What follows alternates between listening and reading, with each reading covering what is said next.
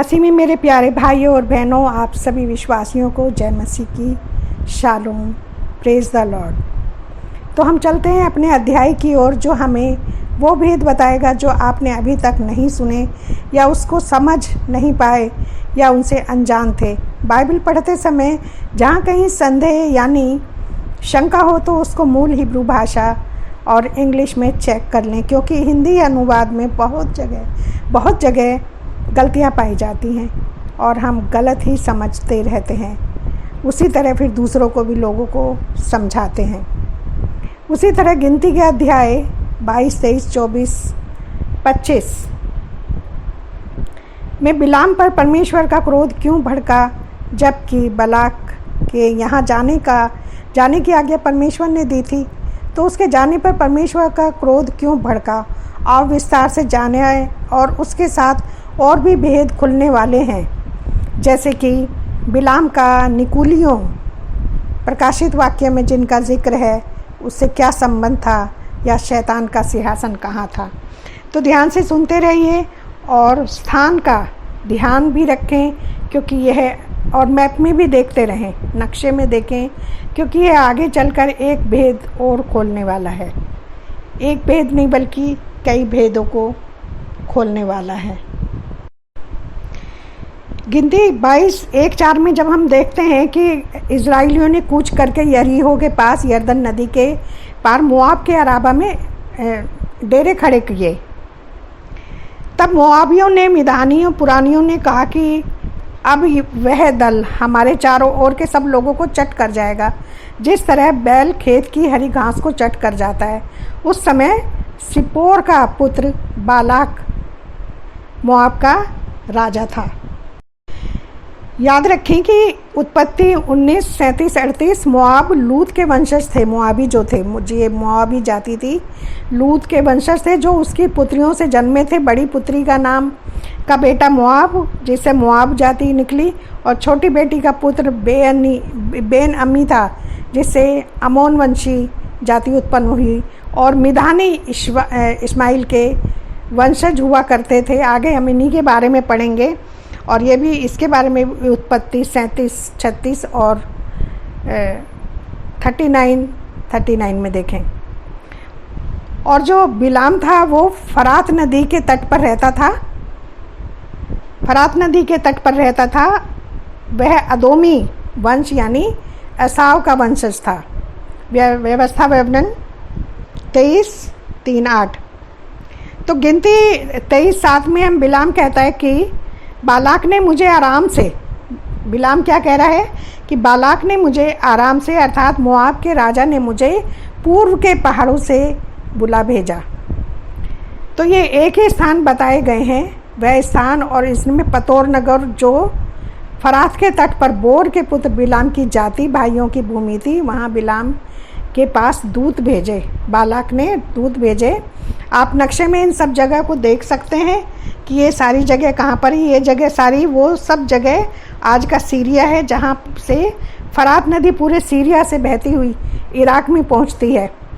और यही जो लिखा है ना, पूर्व की तरफ परमेश्वर ने वाटिका लगाई थी, और वहाँ का फिर वो रास्ता मार्ग बंद भी कर दिया कि सिर्फ वहाँ पर वही जाएंगे करूबों के लिए और घूमने वाली तलवार के लिए। तो पूर्व में ये सब जातियाँ रहा करती थी। और पूर्व को हम कैसे पहचानते हैं? यरूशलेम के पूर्व में जो पड़ता है, इज़राइल के जो पूर्व में जगह पड़ती हैं, ये चीज़ें हम सब नक्शे में देखेंगे। तो वहाँ पर उसने दूत भेजे। तो यह सब जगह आज का सीरिया है, जहाँ से फरात नदी पूरे सीरिया से बहती हुई इराक पहुँचती है। और नक्शे में वो सब जगह देख सकते हैं। और सब इजराइलियों के भी भाई बंधु थे ये सब, किंतु उनके शत्रु भी थे और बाल के पुजारी भी थे।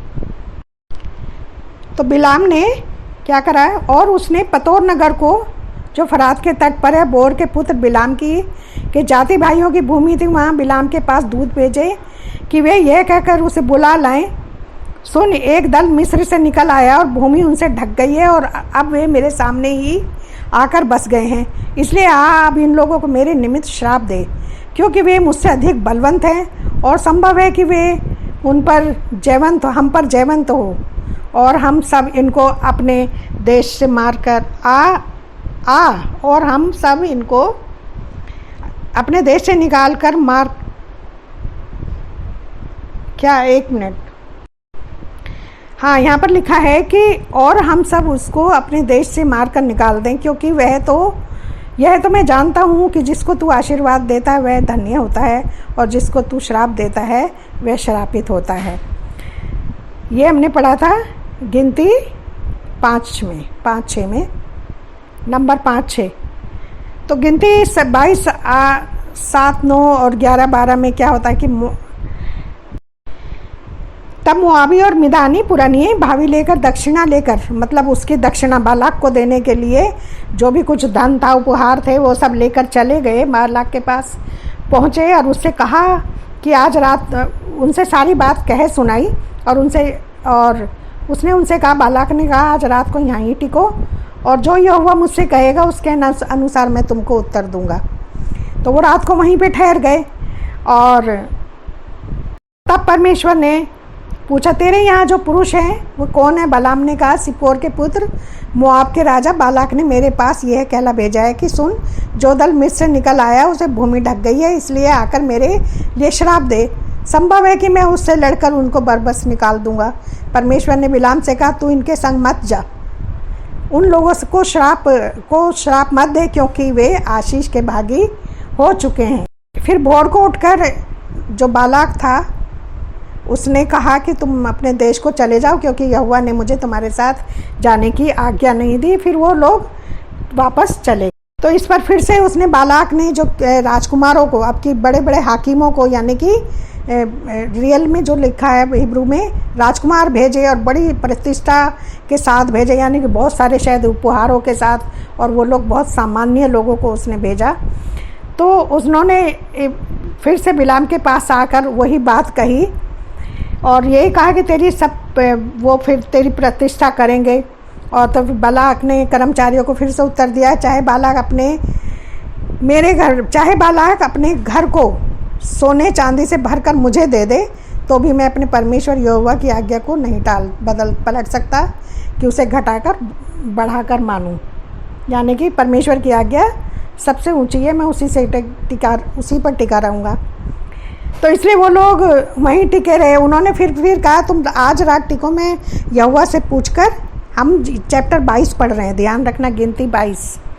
तो 19-20 में वो कहता है कि अभी तुम लोग रात को टिको, फिर मैं यहोवा से पूछकर फिर से जवाब देता हूँ तुम्हें। यदि वे पुरुष मुझे बुलाने, फिर परमेश्वर ने उससे बिलाम के पास आकर के रात को कहा, परमेश्वर की आत्मा आया आके बातें करती थी, मैंने बाइबल में पढ़ा है। तो उससे कहा कि अगर वो तुझे बुलाने आए हैं तो तू उठकर चला जा, परंतु जो बात मैंने तुझसे कही है उसी के अनुसार करना, इससे ज़्यादा कुछ मत करना, जो मैं कहूँ वही करना। अब भोर को जो बालाक उठा और वो अपनी गधी पे उसने काठी बांधी और वो चल पड़ा। लेकिन क्या हुआ कि परमेश्वर का क्रोध भड़क उठा। और क्यों भड़क उठा था? थोड़ा सा हिंदी अनुवाद में है कि तब बिलाम भोर को उठा, अपनी गधी पे काठी बांधकर मोआबी हाकिमों के साथ चल पड़ा और उसके जाने के कारण परमेश्वर का क्रोध भड़क उठा। तो परमेश्वर को उसके जाने के कारण नहीं पड़ा था। अगर हम इसको, और हाँ, आगे पे भड़क उठा और यहोवा का दूत उसका विरोध करने के लिए मार्ग में खड़ा हो गया। वह तो अपनी गधी पर 2 लोगों के साथ जा रहा था और उसके साथ उसके सेवक भी थे। तो यहाँ पर क्या है, क्यों परमेश्वर का क्रोध भड़का? परमेश्वर ने ही तो कहा था कि उसके साथ चले जाने को, और मैंने कहा, और जो मैंने कहा वही कहना, परमेश्वर ने उसको कहा था। तो जब वे गया तो परमेश्वर का क्रोध क्यों भड़क उठा? ऐसा क्या हुआ? यहाँ सारा खेल हो गया, क्योंकि यहाँ यहोवा के दूत के रूप में शैतान के साथ उसका एनकाउंटर हुआ। यह आगे आपको वचन से ही पता चलेगा सच्चाई का। ध्यान से सुनते रहें, क्योंकि हिंदी अनुवाद में गड़बड़ है। यह सही अनुवाद जो है हिब्रू और इंग्लिश में मौजूद है, वह इस समय वो इस प्रकार है। इंग्लिश में आप स्क्रीन पे देख लीजिए, इंग्लिश में क्या लिखा हुआ है कि जब परमेश्वर का क्रोध इसलिए भड़का, हिब्रू में जो लिखा है, क्योंकि उसने अपना डिसीज़न लिया और यहोवा का दूत उसके सामने खड़ा था, नंगी तलवार लिए हुए। तो जहाँ पर ये लिखा हुआ है एडवर्सरी शब्द जहाँ पर आया वहाँ पे सैटन शब्द आया, शैतान। और जब हम इब्रू में देखते हैं तो उसमें शैतान बोलते हैं, ये शैतान खड़ा था। तो एडवर्सरी यानी कि विरोधी, प्रतिद्वंदी। शैतान कौन है? हमारा विरोधी है। शैतान का जो असली नाम है, उसका असली नाम है विरोधी, उसके अगेंस्ट में खड़ा था। जहाँ हिंदी में विरोध और इंग्लिश में एडवर्सरी लिखा है, हिब्रू में वहाँ सैटन शब्द लिखा है, यानी विरोधी या प्रतिद्वंदी या शत्रु विरोध करने को निकल आया, या कहीं कि परमेश्वर द्वारा बिलाम की परीक्षा लेने को आया। तो आगे हम पढ़ते हैं। तो यहाँ पर यहीं पर ये कन्फ्यूज़न हो जाता है कि आखिर क्या है, क्योंकि लोगों ने इसको स्वर्गदूत बनाया हुआ है। वो सोचते हैं कि परमेश्वर का दूत उसके सामने आकर खड़ा हुआ था।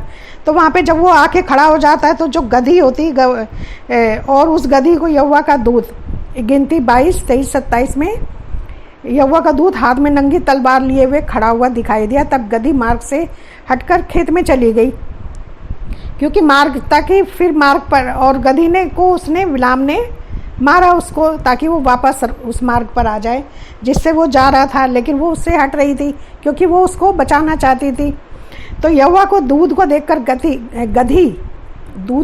गधी दीवार से ऐसी सट गई कि बिलाम का पाँव दीवार से सट गया और उसने उसको फिर मारा। तब यहोवा का दूत आगे बढ़कर एक सकरे ऐसे मार्ग में वो खड़ा हो गया कि ना तो वो इधर से निकल सकता ना इधर से निकलता, यानी कि यहोवा का दूत जो गधी को बिलाम के लिए और गधी जो थी उसको देखकर दूत को बिलाम को लिए बैठ गई। फिर तो बिलाम का कोप गधी पर और भड़क पड़ा, तो उसने गधी का मुंह खोल दिया। परमेश्वर ने, यहोवा ने गधी का मुंह खोल दिया और क्या कहे, वो बिलाम से कहने लगी, तो मैंने तेरा क्या बिगाड़ा कि तूने मुझे 3 बार मारा। बिलाम ने गधी से कहा कि तूने मेरे साथ नटखटी की। तो नटखटी की जगह यहाँ पे सही शब्द दुर्व्यवहार आया है। तो तूने मेरे साथ दुर्व्यवहार किया है। हम दुर्व्यवहार ही पढ़ेंगे। यदि मेरे हाथ में तलवार होती तो मैं तुझे मार डालता। तो गधी ने कहा कि क्या मैं तेरी वही गधी नहीं जो तुझे बचपन से, जन्म से लिए फिरती हूँ? क्या कभी ऐसा कभी हुआ कि मैंने भाई तुझे ऐसा तेरे साथ करा है? ये 22-30 में हम पढ़ रहे हैं। तो उसने कहा नहीं। तो वो माना, उसने कहा नहीं, ऐसा नहीं, कुछ ना कुछ। तब यानी जो आज दुर्व्यवहार मैंने किया, आज से पहले कभी किसी बल्कि इस ये देख कर कि सामने यहोवा का दूत, तो वो कहना चाह रही थी कि सामने यहोवा का दूत नंगी तलवार लिए बालाक को मारने के लिए खड़ा था। वह वहाँ से हटना चाहती थी क्योंकि सामने खतरा था और खतरे से वह उसको बचाना चाहती थी। और कहते हैं कि पशुओं को ऐसी चीज़ें बहुत जल्दी दिखाई दे जाती हैं जो इंसान को नहीं दिखाई देती। ये अय्यूब 33-36 में भी लिखा है कि जब अंधड़ चला आता है तो पशुओं को पता लग जाता है। तो गिनती 21, 22, 21, 35 में लिखा कि तब परमेश्वर ने, यहोवा ने बिलाम की आंखें खोल दी और तब उसको सामने यहोवा का दूत हाथ में नंगी तलवार लिए हुए खड़ा दिखाई दिया। तब वह झुक गया और मुंह के बल गिरकर दंडवत किया। वो उसके सामने झुक गया, यानी कि सही में लिखा है हिब्रू में कि उसने उसके सामने सिर झुका लिया और मुंह के बल उसको दंडवत किया। यहोवा के दूत ने उससे कहा कि तूने अपनी गधी को 3 बार क्यों मारा? सुन, मैं तेरा विरोध करने को मैं आया हूँ। यहाँ पे अब आप ध्यान से सुनिएगे कि विरोध करने वाला कौन है? शैतान होता है। जब हम जर्मिया का चैप्टर पढ़ते हैं, जर्मिया चैप्टर 3 में पढ़ते हैं कि ये और शैतान उसका विरोध करने के लिए उसकी दाहिनी ओर खड़ा था, यहोशू के। तो यहाँ पर क्या करने आया? वो हमारा विरोधी है, वो विरोध करने के लिए आया है। और वो उसको क्या कहता है? कहता है कि, तो वो कहता है कि मैंने, यहोवा का दूत उससे कहता है कि तब बिलाम ने कि मैं तो तुझे अगर ये सामने से ना हटती तो मैं तुझे मार डालता, परंतु इसको जीवित छोड़ देता, क्योंकि इसका क्या कसूर लेकिन तू नहीं देख पाया। आगे वो कहता है कि तब बिलाम ने यहोवा के दूत से कहा कि मैंने पाप किया है, मैं नहीं जानता था कि तू मेरा सामना करने को मार्ग में खड़ा है, इसलिए अब यदि तुझे बुरा लगता है तो मैं लौट जाता हूँ, जबकि परमेश्वर ने कहा था कि चला जा। अब वो फिर कह रहा है कि मैं लौट जा रहा हूँ अगर तुझे बुरा लग रहा है तो। अब उसका सामना किससे हो रहा है? शैतान का। ये चीज़ देखिए हम नए नियम में भी हम सीखेंगे इसको, आपको पक्का हो जाएगा कि वास्तव में ये शैतान ही खड़ा है, जबकि यहाँ पे शैतान ही लिखा हुआ है। यहोवा के दूत ने बिलाम से कहा, इन पुरुषों के संग तू चला जा। अब देखो यहोवा का दूत क्या कह रहा है, वो जो सामने खड़ा हुआ है नंगी तलवार लिए, वो कह रहा है तो इन पुरुषों के साथ चला जा। परंतु 22:35 में कह रहा है वो, गिनती 22:35, परंतु चला जा, परंतु केवल वही बात कहना जो मैं तुझसे कहूँगा। तब बिलाम हाकिमों के संग चला गया।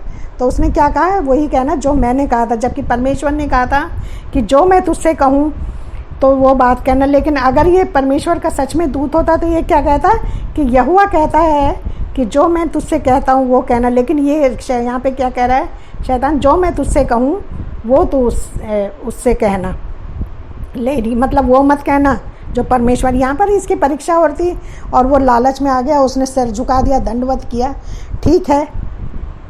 और तब बालाक वहाँ पर उसके साथ पहुँचा तो उसने बहुत उसकी आवभगत की और उनकी दावत करी। तो भोर को, गिनती 22:41 में लिखा है, भोर को बालाक बिलाम को बाल के ऊंचे स्थानों पे चढ़ा ले गया। बाल के जो बाल था, देवता था उनका, और वहाँ से उनको सब इजरायली दिखाई पड़े। तो बिलाम ने देखे क्या कहा था उससे। यहाँ पर ये सोचने वाली बात है, ये चीज़ आपको आगे नए नियम में भी मिलेगी। यहाँ पर मेरे लिए 7 वेदियाँ बनवा, कहाँ पर? जहाँ पर बाल का वो वेदी थी, और इसी स्थान पर 7 बछड़े और 7 मेढ़े तैयार कर। तब बालाक ने बिलाम के कहने के अनुसार किया, और बालाक और बिलाम मिलकर प्रत्येक वेदी पर एक एक बछड़ा और एक एक मेढ़ा चढ़ाया।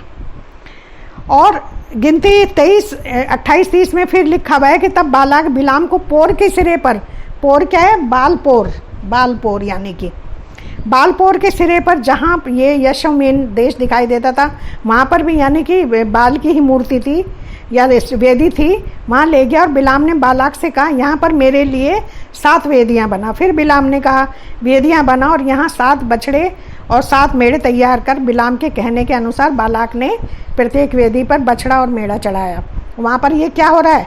ये उसको सिखा रहा है कि तू ऐसे ऐसे कर।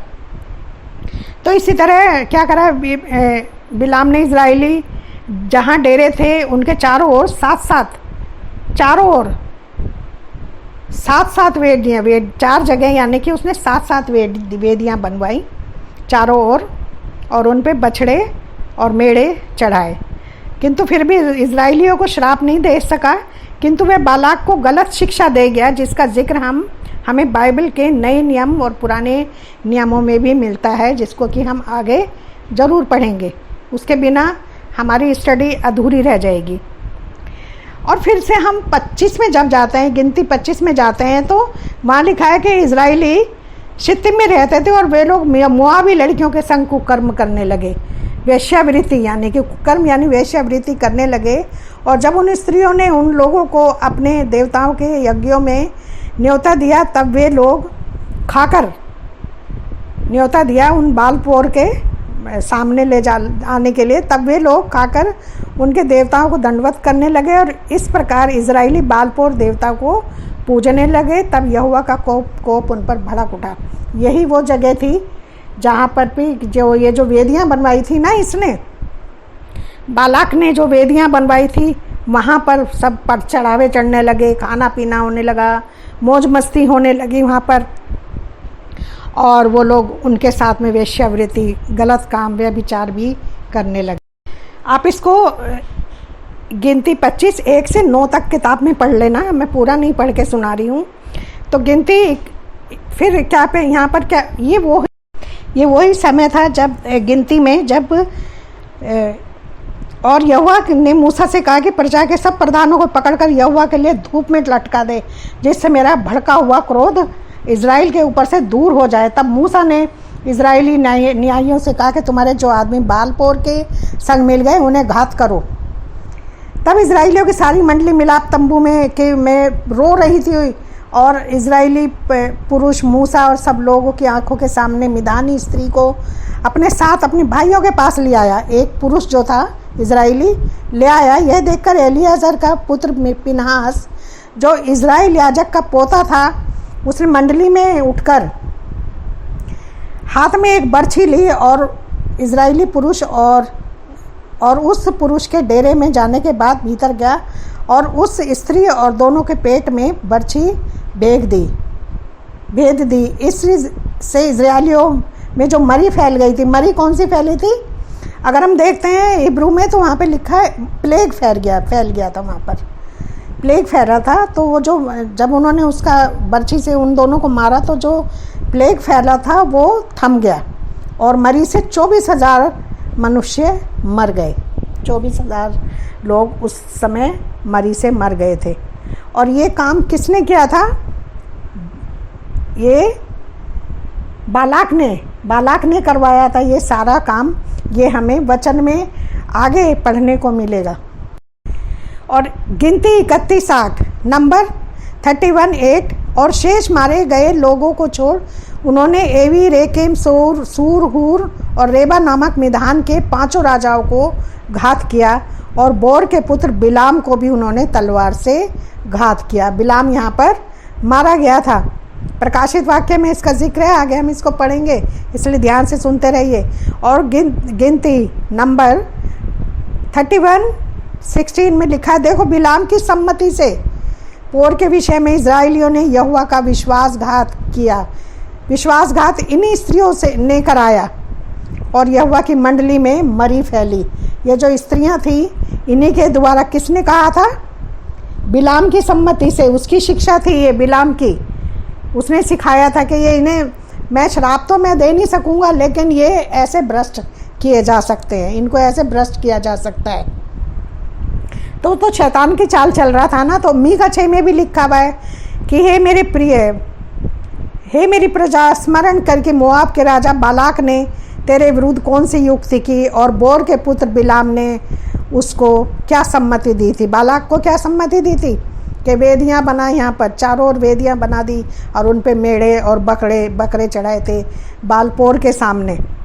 और अभी आगे हम जब फिर नए नियम में इस विषय में को भी हम समझेंगे, नए नियम में इसके विषय में क्या लिखा हुआ है। ये एक जगह उसमें भी लिखा हुआ है, व्यवस्था विवरण में भी लिखा, मैं नंबर लिख दूंगी अभी बता के उसको ध्यान से। मैं अभी इस समय भूल रही हूँ कि परमेश्वर उनसे कहता है कि स्मरण करो कि मैं तुम्हें जब मिस्र से लेके आ रहा था तो बालाक ने तुम्हें, मतलब बालाक की मैंने तुम्हें गलत शिक्षाओं से बचाया और उसके हाथ से तुम्हें मैंने छुड़ा लिया था। तो आगे इसके बारे में 1 कुरिन्थियंस 10:2-8 में भी लिखा हुआ है कि हमारे पुरखों ने सबने बादल में और समुद्र में मूसा का बपतिस्मा लिया और सबने एक ही आत्मिक जल पिया, क्योंकि उस समय उस आत्मिक चट्टान से पीते थे, क्योंकि वे उस आत्मिक चट्टान से पीते थे जो उनके साथ चलती थी और वह चट्टान मसीह था। वे हमारे लिए दृष्टांत ठहरी कि जैसे उन्होंने लालच किया वैसे ही हम बुरी वस्तुओं का लालच ना करें और न तुम मूरत के पूजने वाले बनो, जैसे कि उनमें से कितने बन गए। जैसा लिखा है कि लोग खाने पीने बैठे और कूदने के मतलब खेलने कूदने लगे और व्यभिचार करें, जैसे कि उन्होंने किया था। क्या था उन्होंने? मूर्ति पूजने वाले बनो, ना तो तुम उनकी तरह मूर्ति वाले पूजने वाले बनो, जैसे कि उनमें से कितने बन गए थे। जैसा लिखा है लोग खाने पीने लगे और खेलने कूदने लगे, यानी मौज मस्ती करने लगे।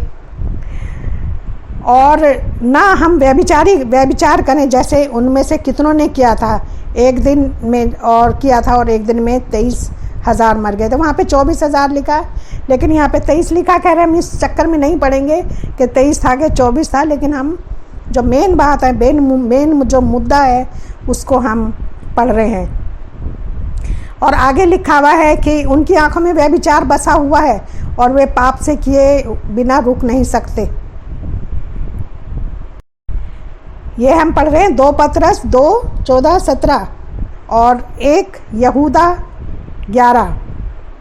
तो उनकी लिखा हुआ है कि उनकी आंखों में वह विचार बसा हुआ है, वे पाप के बिना रुक नहीं सकते, वे चंचल मन वालों को फुसला लेते हैं और उनको मन को लोभ करने का अभ्यास हो गया है। वे संताप की संतान हैं, वे सीधे मार्ग को छोड़कर भटक गए और बौर के पुत्र बिलाम के मार्ग पर हो लिए। बोर के पुत्र, यहाँ पर देखो लिखा हुआ है कि बोर के पुत्र जिसने अधर्म की मजदूरी को प्रिय जाना। अब आप समझ गए होंगे कि उसने अधर्म किया था। प्रिय जाना पर उसके अपराध के विषय में उलाहना दिया गया, यहाँ तक कि अबोल गधी ने मनुष्य की बोली में उस भविष्यवक्ता को उसके बावलेपन से रोका, यानी कि उसके गलत मार्ग से जो वो फिर गया था उसको रोका। वो रोकना चाहती थी, वो इसलिए उसको आगे नहीं बढ़ रही थी क्योंकि उसे पता था सामने विपत्ति खड़ी है। तो ये लोग सूखे हुए कुएं और आंधी के उड़ाए बादल हैं, उनके लिए अनंत अंधकार ठहराया गया है। और प्रकाशित वाक्य 2:6 कहता है कि पर हाँ, तुम में से ये बात तो है कि तू निकुलियों के कामों से घृणा करता है, जिससे मैं भी घृणा करता हूँ। पवित्र आत्मा उससे कहता है कि तुझ में एक बात तो है कि तू निकुलियों के कामों से घृणा करता है, जिससे मैं भी घृणा करता हूँ। क्या काम था? ये निकुलियों कौन थे? यही लोग थे।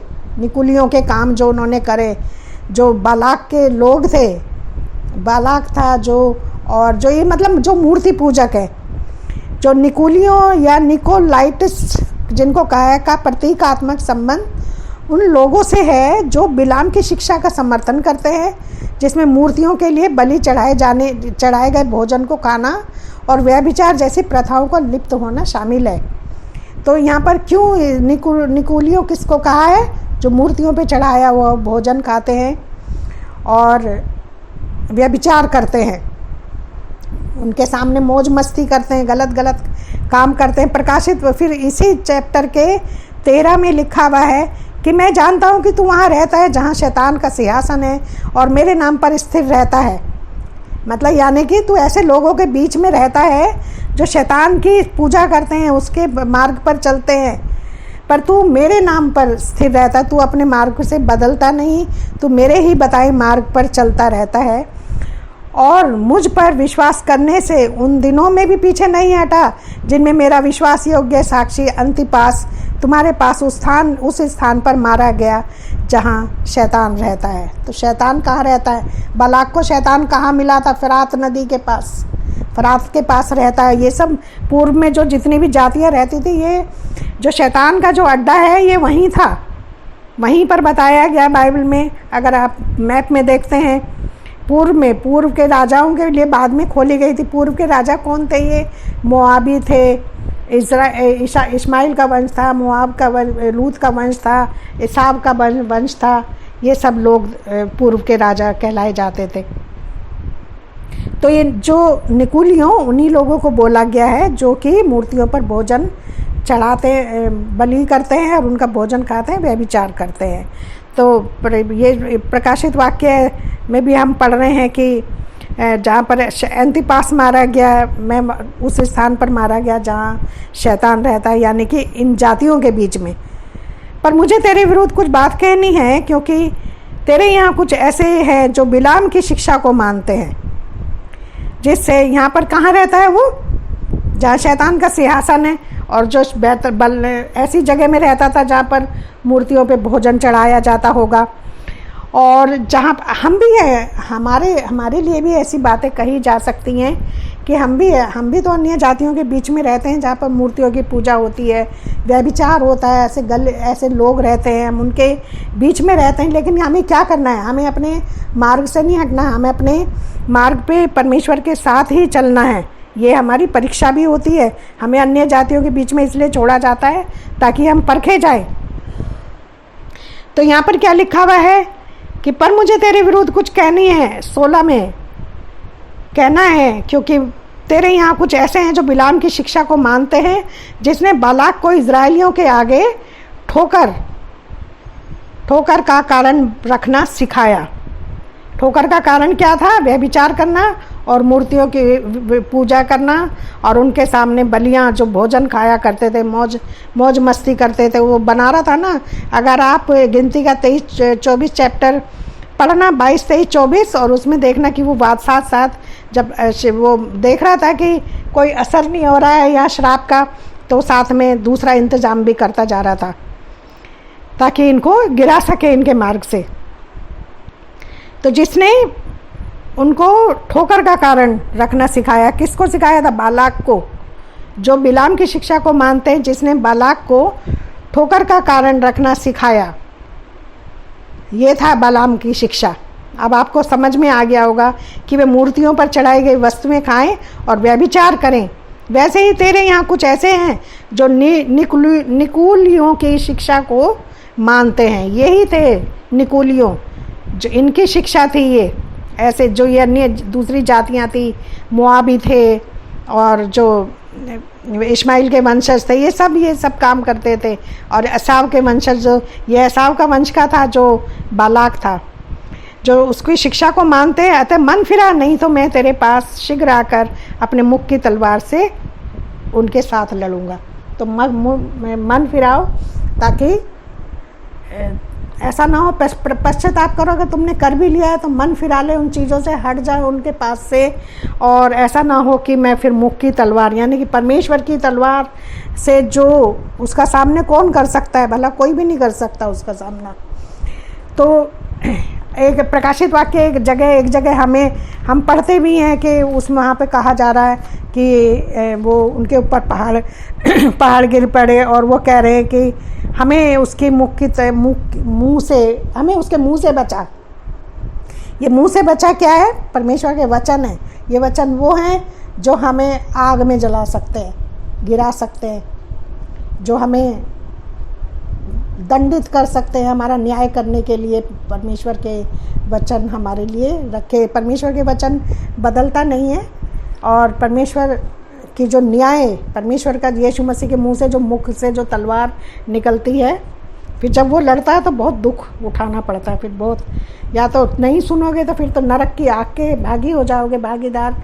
और अगर पश्चाताप कर लोगे, सुन लोगे, तो फिर वो वचन के द्वारा ही हमें पवित्र आत्मा, और पवित्र आत्मा के द्वारा हमें नया जीवन देता है। तो हमने आज क्या देखा है कि शैतान का सिंहासन कहाँ पर था? लोग पता नहीं कहाँ बताते रहते हैं। आपने देखा होगा, कहीं वो रोम में पहुंच जाते हैं, कभी रोम में कभी हुआ करता था।